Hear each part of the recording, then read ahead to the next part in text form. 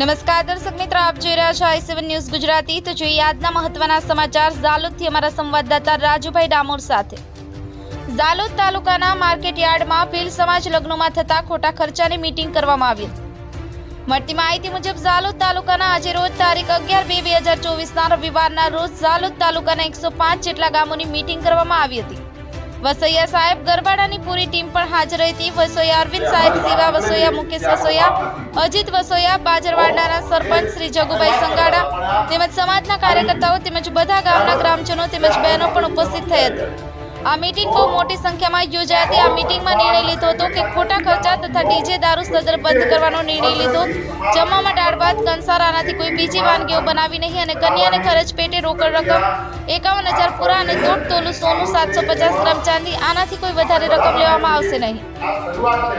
બાંગજીડિયાને વર પક્ષ તરફથી 3,000, કન્યા તરફથી 2,000 આપવાના આવશે અને આ રીતે લગ્નમાં ઢોલ વાજો શરણાઈ વગાડવામાં આવશે। કોઈ વ્યક્તિ બીજી ત્રીજી પત્ની કરે તો તેને 11 લાખનો દંડ કરવામાં આવશે। કરેલા લગ્ન છૂટાછેડા કરે તો પંચ નિર્ણય લે, જેની ભૂલ હોય તો તેને 5 લાખ રૂપિયા દંડ કરવામાં આવશે। લગ્નમાં બીડી, તમાકુ, મસાલા કોઈને આપવો નહીં અને અન્ય સમાજમાં છોકરીને લગ્ન કરે તો 5 લાખ રૂપિયા દંડ કરવામાં આવશે અને બિરસા મુંડા ભવન દાહોદના નિયમો વિરુદ્ધ કરશે તેને કાયદેસરની કાર્યવાહી કરવામાં આવશે। આ મીટિંગમાં ગ્રામજનોએ નિર્ણય લીધો છે। Rajubhai Damor, i7 news Gujarati, Jhalod.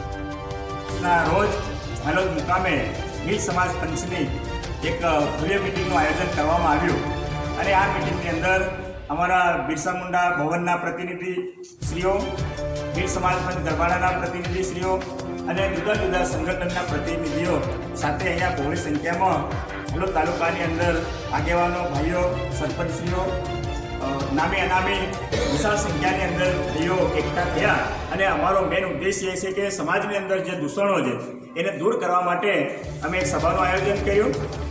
દૂષણ, દહેજ, દારૂ અને ડીજે એ સમાજની અંદર ભારે નુકસાન પહોંચાડી દીધું, ત્યારે અમે જનજાગૃતિ અભિયાનના સ્વરૂપે ગામડે ગામડે જઈ, તાલુકામાં જઈ અને આને દૂર કરીએ તો સમાજનું એક સારું ઉત્થાન થઈ શકે, સમાજની અંદર શિક્ષણનો વ્યાપ વધી શકે, સમાજની અંદર સુવિધા વધી શકે અને જો આ દૂષણને અમે દૂર ન કરીએ તો સમાજને ભારે મોટું નુકસાન થાય।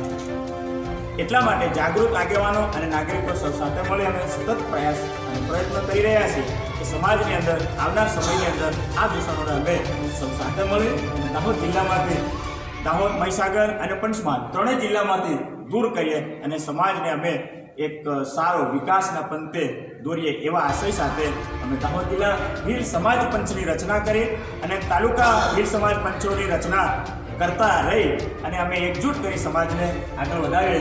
આજે તો અમે ખાસ હેતુસર એટલા માટે આવ્યા કે ઝાલોદ ભીલ સમાજ પંચ જે તાલુકાની બનાવવાની છે એ અમારો ખાસ હેતુ છે અને એ હેતુ આજે અમારો સિદ્ધ થઈ રહ્યો છે।